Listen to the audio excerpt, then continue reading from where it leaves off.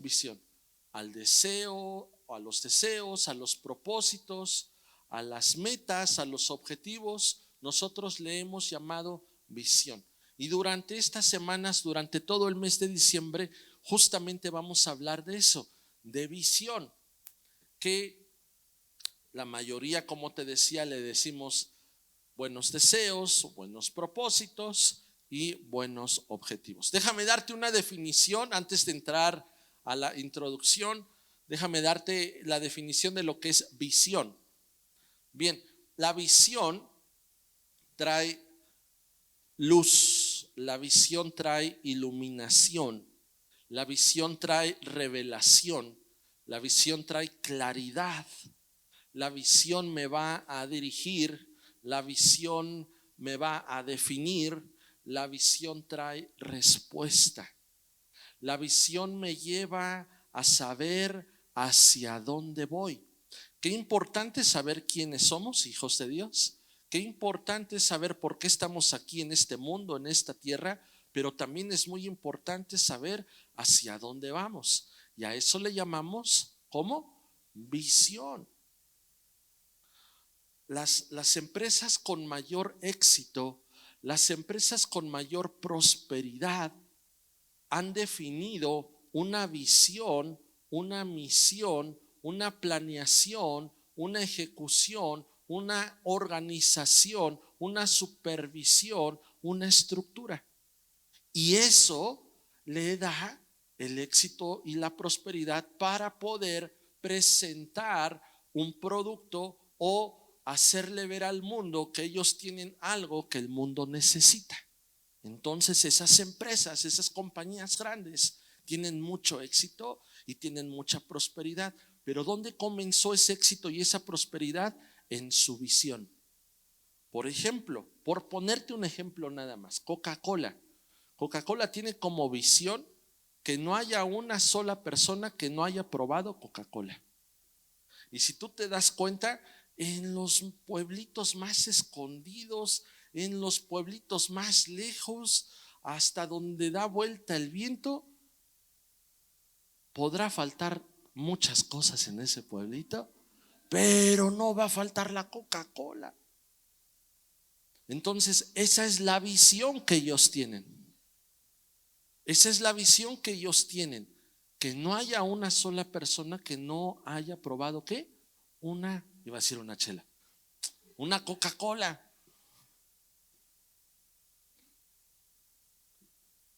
Ellos tienen ¿qué? Una visión. Yo te pregunto, ¿cuál es tu visión? Como iglesia tenemos una visión, pero individualmente también tenemos que aprender a tener una visión. La visión va más allá de un buen deseo. La visión va más allá de un propósito, de una meta, de un objetivo. Escucha esto, son buenos tus propósitos seguramente. Tus metas van a ser buenas seguramente. Pero el propósito de estas enseñanzas es darnos cuenta que va a ser mejor la visión. Y ahorita vas a ver por qué.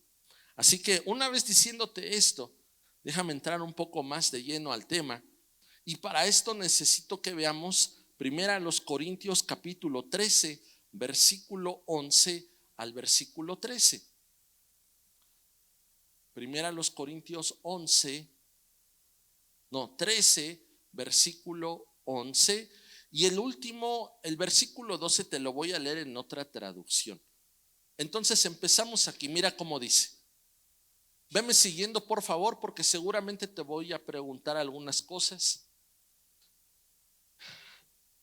Y mira lo que dice ahí. Cuando yo era niño, ¿en qué tiempo está hablando? Cuando yo era, tiempo pasado. Ok. Y habla acerca de un niño. Dice, cuando yo era niño, hablaba como niño, pensaba como niño y juzgaba como niño. Mas cuando ya fui hombre, ¿cuando ya fui qué? Ok, entonces me detengo aquí y déjame explicarte algo que yo creo que es importante. Este versículo comienza hablándome de un principio de un proceso y de un objetivo o de un propósito. Es decir, me está hablando de una visión. Toda visión, toda meta, todo propósito, todo objetivo debe de tener un comienzo. ¿Estamos de acuerdo en eso? Voltea hacia acá. A veces pensamos que el propósito y el deseo automáticamente cuando cambie el año ya se va a dar. ¿Y qué crees? No es así. Debe de haber ¿qué? Un principio, un desarrollo para llegar ¿a dónde? A ese propósito que estamos buscando. Y se debe de tener constancia, perseverancia y disciplina. Y tú vas a decir, ya empezó el pastor con esas palabras que no me gustan. Perseverancia, constancia y disciplina. Estamos hablando de cambios, estamos hablando de buenos propósitos, y entonces voy a necesitar eso en mi vida. Ahora, este versículo dice, cuando yo era niño pasado, ¿qué decía? Hablaba, pensaba, actuaba y juzgaba como qué, como un niño. Dice, pero ahora que soy un adulto, ahora que soy un hombre, ahora que he crecido, la pregunta es, dentro de tus propósitos, ¿está la palabra crecer?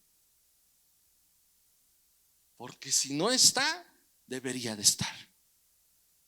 No crecer a lo ancho, estamos haciendo lo contrario, buscando hacer lo contrario, pero sí crecer hacia arriba.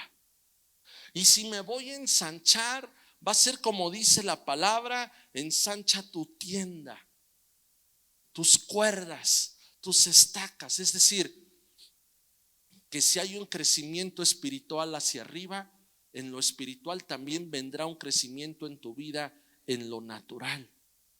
Amén. Primer propósito, hay para que lo apuntes. Crecer. Tengo que crecer. Dejar de ser ¿qué?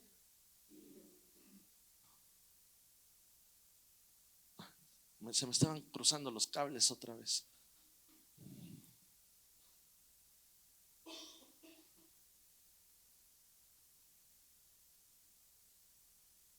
Ahora,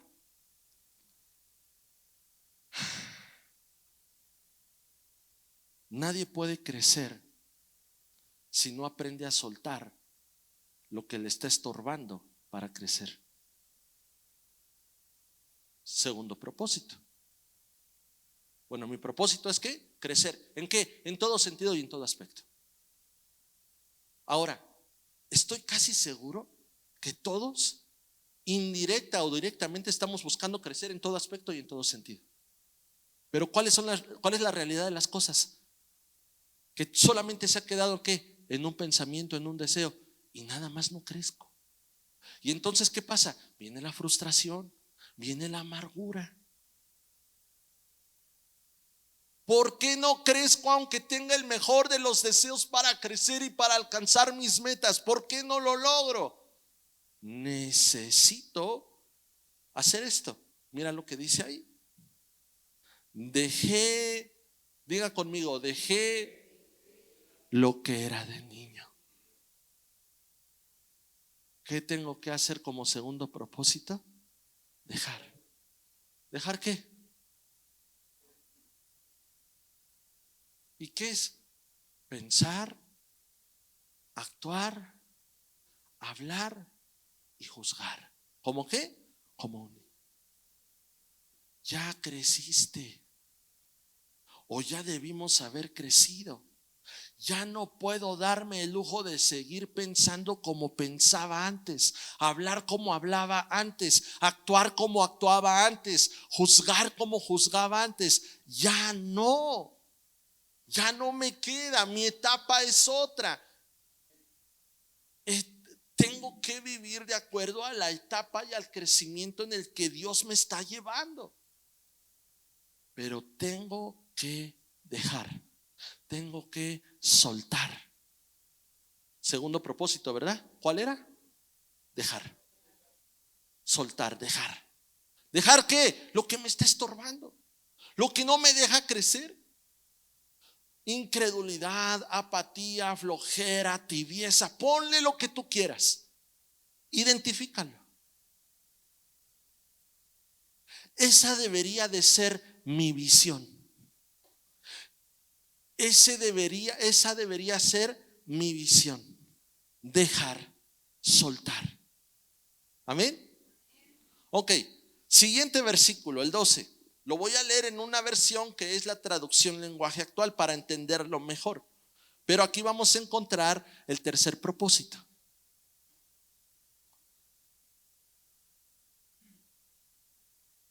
Hubiera estado padre para que se entendiera mejor. En vez de poner propósito 1, propósito 2, propósito 3 y así seguirme, hubiera estado mejor ponerle uva número 1,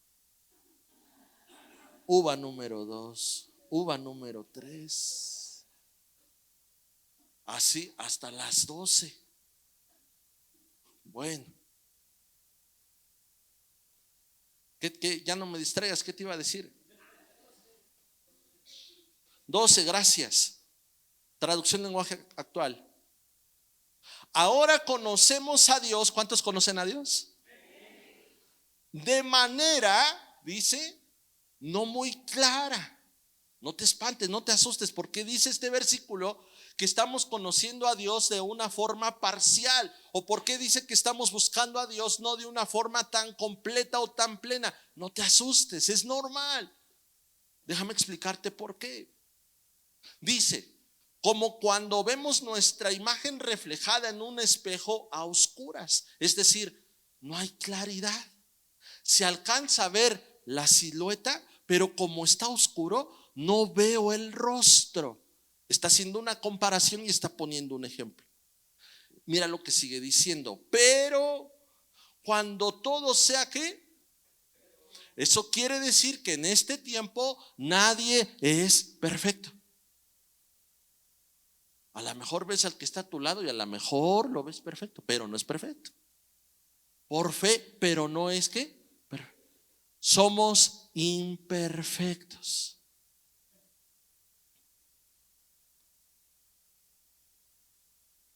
Pero cuando todo sea perfecto, veremos a Dios ¿qué? A ver, voltea hacia acá. Dice, cuando todo sea ¿qué? ¿Cuándo todo va a ser perfecto?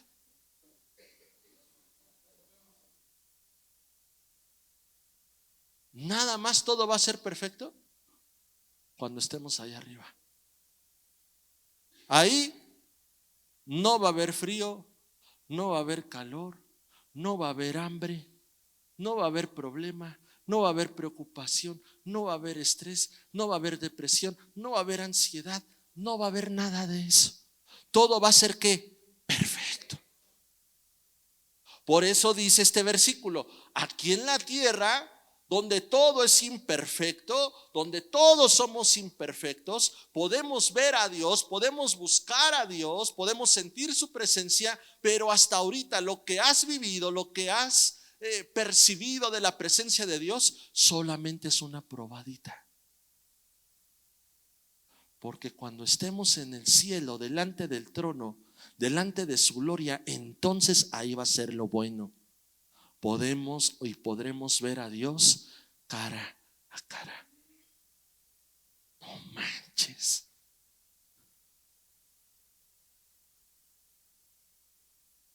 Podemos sentir el amor de Dios, el calor de Dios, el abrazo de Dios, la presencia de Dios y decimos, wow, qué maravilloso. Dios está vivo, Dios es real, Dios me entiende, Dios me ama, Dios me está restaurando, Dios me está sanando. Esto es increíble y de pronto nos damos cuenta que solamente es una probadita. Y nos vamos a dar cuenta que a medida que yo esté buscando a Dios, su gloria y su poder me estarán perfeccionando para acercarme cada vez más a poder estar delante de su trono y poderlo ver a Él cara a cara. Tercera uva, que diga tercera visión, tercer propósito. Necesito seguir buscando la presencia de Dios, porque esta me va a perfeccionar. Dice, ahora lo conozco de manera imperfecta, pero cuando todo sea perfecto podré conocerlo como Él me conoce a mí. Y después termina diciendo el versículo 13, mira esto, y ahora permanecen. ¿Ahora qué? Dice, ahora, cuando dejé de ser niño, ahora permanece ¿qué? La fe, la esperanza y el amor. Ok. Voltea hacia acá, por favor. Antes de que tú no conocieras a Dios como hoy lo conoces, ¿tenías fe? A ver. Antes de que tú no conocieras a Dios como hoy lo estás conociendo, ¿tenías fe? ¿Tenías esperanza? ¿Tenías amor? Y entonces ¿por qué decíamos, estoy bien enamorado?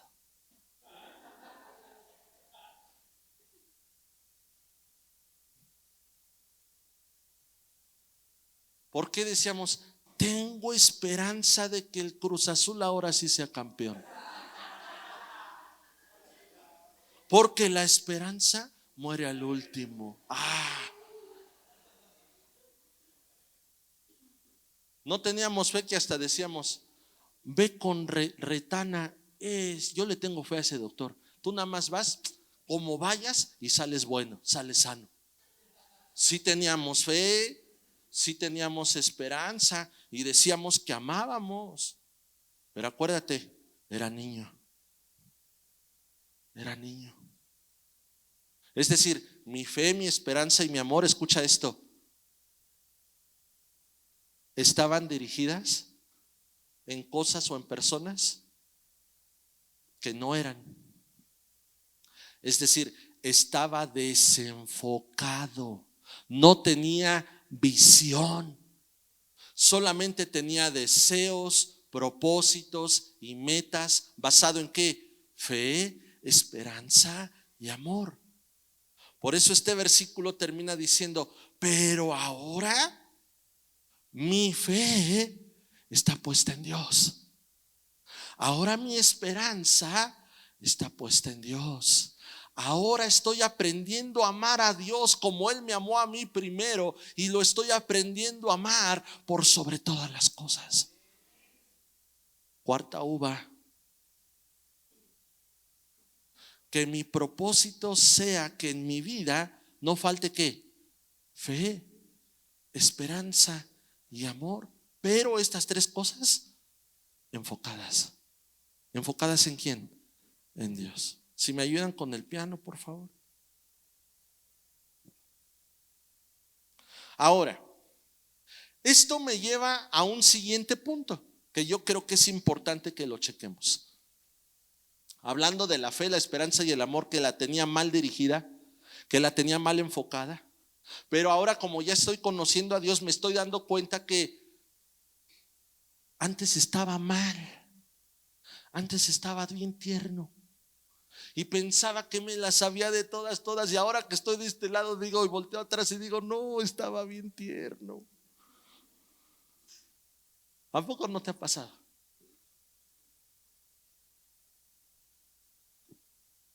Nuestra visión tiene que cambiar. Nuestra visión tiene que ser ahora diferente.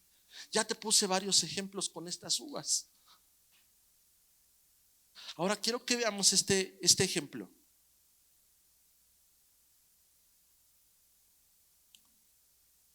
Como te decía, antes de conocer a Dios teníamos una visión, teníamos ideas, teníamos conceptos distorsionados de quién era Dios y lo que era la iglesia. Te voy a poner algunos ejemplos. Mira, yo antes pensaba que la iglesia era solamente para gente mayor. Pues como en ese entonces estaba chavo, bueno, un poco más chavo que ahora, Yo decía, ¿qué necesidad tengo de estar en la iglesia si estoy chavo? Entonces mi concepto y mi visión de la iglesia era errónea. Pura gente grande. Y entonces eso me llevaba a pensar, la iglesia es aburrida, anticuada, monótona. Pero ahora empiezo a conocer a Dios, empiezo a ser parte de una iglesia, empiezo a ser parte de una gran familia y digo, no hombre, mi visión estaba bien chata. Yo pensé que era aburrida, yo pensé que era para gente mayor, yo pensaba, ¿cuál? ¿Dónde te imaginabas una iglesia con los muros negros? No manches, ni lo mande Dios quiera. ¿Dónde te imaginabas una iglesia con luces, con reflectores? No manches, ya pusieron el arbolito de Navidad.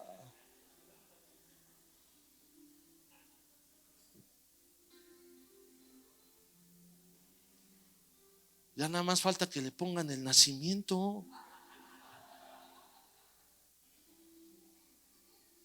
¿Aburrida? No. No. Pero antes teníamos un concepto equivocado. Por ejemplo, ¿qué visión teníamos o qué idea teníamos equivocada acerca de Dios? Te voy a poner mi ejemplo. Yo decía, Dios está bien enojado conmigo. Ni siquiera me quiero acercar a la iglesia porque siento que apenas me va a ver y me va a castigar. No, Dios ya me dio la espalda, Dios ya se olvidó de mí, Dios está bien lejos. Ese era el concepto que yo tenía acerca de Dios. ¿Sabes? Yo decía, no le importo a Dios, me dio la espalda. Y eso no era verdad, eso no era cierto. ¿Sabes una cosa? El que le dio la espalda a Dios fui yo. El que se alejó fui yo. Y el que se enojó primero con Dios fui yo. Mi visión estaba distorsionada, ¿sí o no? Decía, es que Dios no me escucha, es que Dios no me comprende, es que Dios no me ve, se ha olvidado de mí. Y te vuelvo a decir, tenía mi visión bien chata y bien distorsionada. Era una mentira eso. Decía, Dios castiga, Dios juzga, Dios condena. ¿Y cuál era la verdad y la realidad de esto? Que Dios es fiel. Que Dios es fiel. Que Dios me amó. Que Dios me abrazó. Que Dios me perdonó. Que Dios me está restaurando. Que Dios me está sanando. Que Dios está provocando un cambio en mi vida. Esa es la verdad. Y ahora veo claramente. Ahora veo con claridad. Ahora hay una luz que resplandece en mí que me permite ver cuál es la verdad. Y esa verdad me está haciendo libre. Y la última, Dios o la iglesia, yo pensaba esto, prohíben,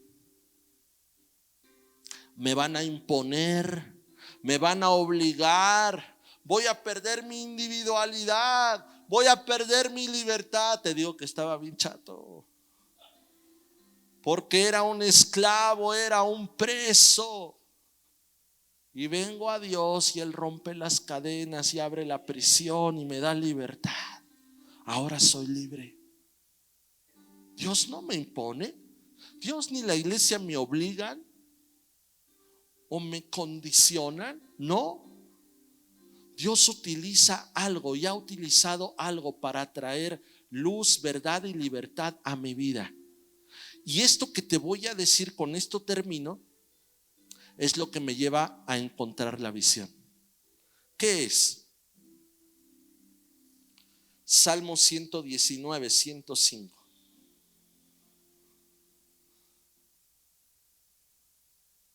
Salmo 119, 105.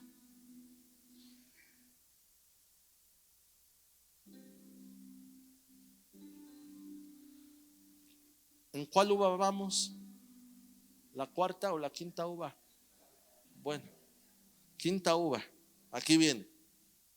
Este debe de ser mi propósito, este debe de ser mi deseo, este debe de ser mi visión.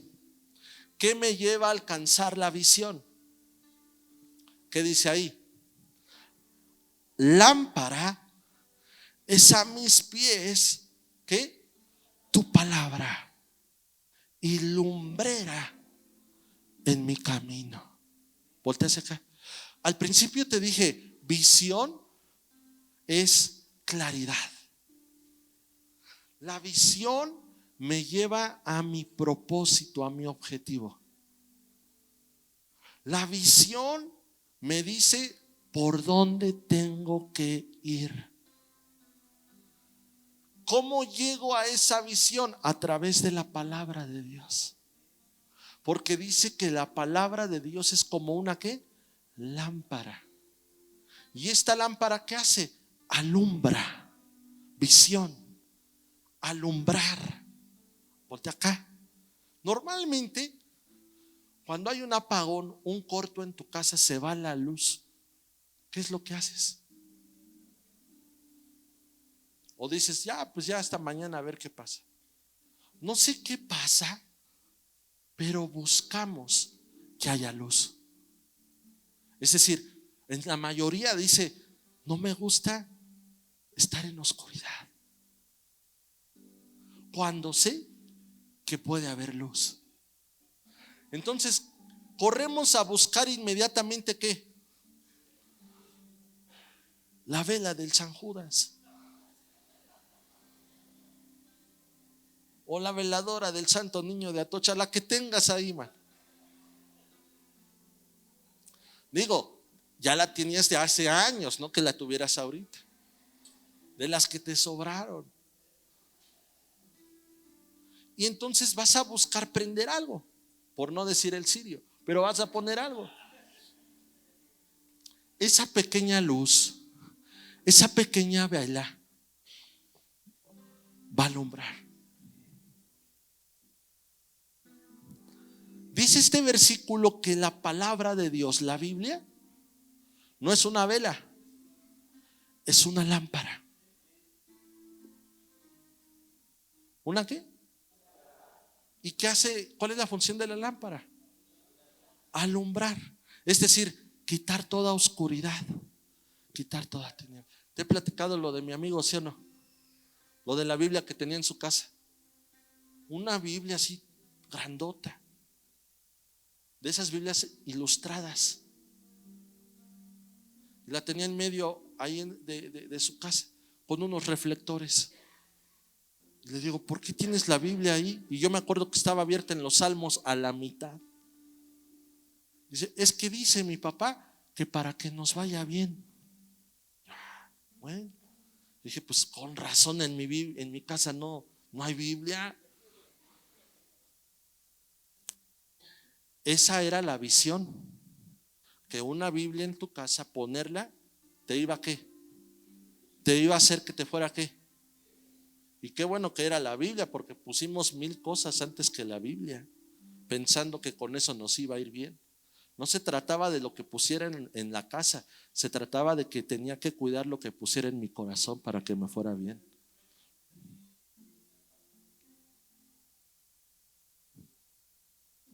La Biblia, la palabra de Dios, no necesita reflectores. No, la Biblia y la palabra de Dios es un reflector. Por sí sola emana y tiene luz. ¿Cuándo prendo la Biblia? ¿Cuando tengo nada más la Biblia en mi casa? No, la tengo que prender. ¿Y qué significa prender la Biblia? Leerla, escucharla, ponerla por obra. Cuando tú sales de este lugar, tú sales como si tu corazón fuera una linterna, una lámpara, y sales de este lugar con luz, con fuego. La idea y la intención es que durante toda la semana mantengas por lo menos ese fuego. ¿Dónde está tu Biblia? Ay, ahorita que me acuerdo, pastor, La Biblia le dice el esposo a la esposa, ¿dónde está? Acuérdate que la pusimos para nivelar la cama, la base.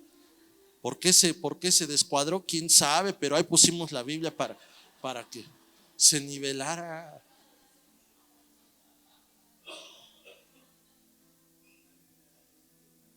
¿Ahí está bien la Biblia? No está bien ahí la Biblia. ¿De qué sirve tener una linterna en tu casa física si no tiene pilas? De nada.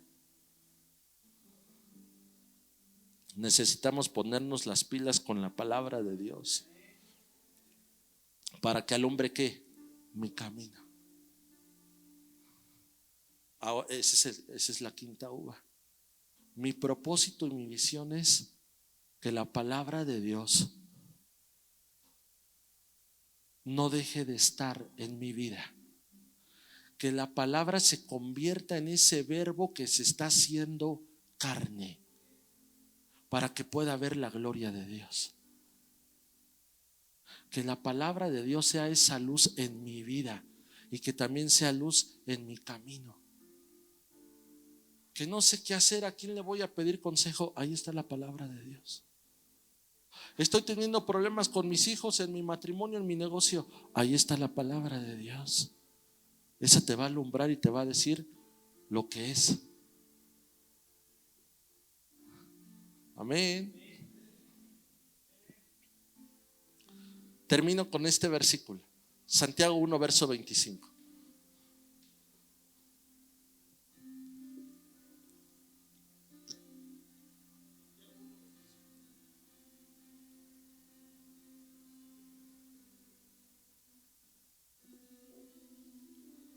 Santiago 1:25 dice así: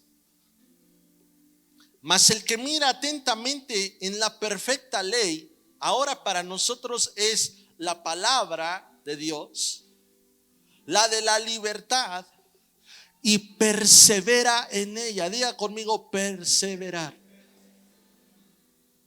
Dice, no siendo un oidor olvidadizo, sino un ¿qué? Hacedor de la obra.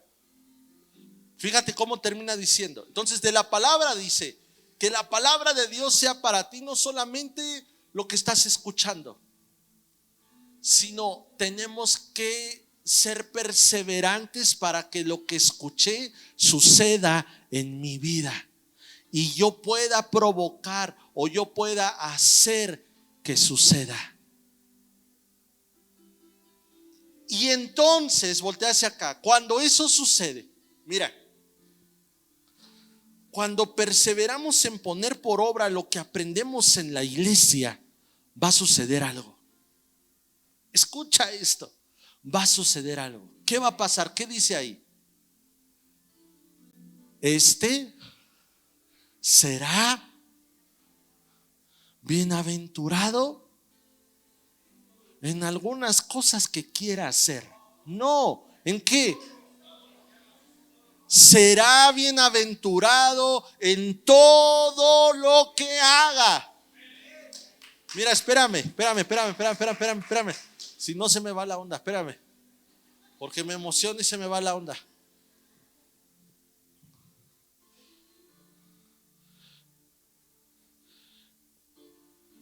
¿Qué es lo que va a hacer que me vaya bien? Espérame. Que cuando sean las 12 me atragante con las uvas para que me vaya bien. No.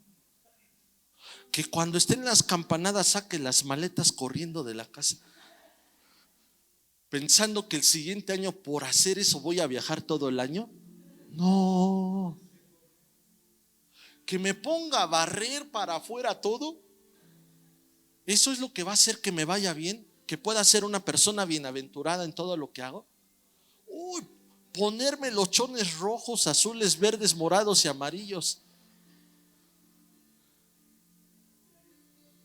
De verdad, ¿usted cree que eso va a provocar que yo pueda ser bienaventurado en todo lo que haga? No. Por eso te digo, nuestra visión estaba chata porque éramos niños. pero necesito ser hombre, necesito ser un adulto y decir como leímos en el primer versículo: dejé lo que era de niño. ¿Qué tengo que dejar? Sí, mi hermano, las uvas, los chones, la maleta, barrer. Ya no somos niños. Te la paso. Ahora, te lo estoy poniendo nada más como ejemplo. Lo que tengo que entender que no es por superstición como Dios va a bendecirme. No es la suerte la que me bendice, es la gracia de Dios la que me bendice. Es la palabra de Dios la que me bendice. Es la que cuando yo escucho algo de parte de Dios y digo: Dios me está hablando, esa palabra tiene mi nombre, esa palabra es para mí, la voy a abrazar, la voy a poner en mi corazón y a partir de hoy voy a empezar a caminar en esa palabra que Dios me entregó. Entonces serás bienaventurado en todo lo que hagas. Que ese sea nuestro propósito: poner por obra lo que Dios me está hablando. Amén.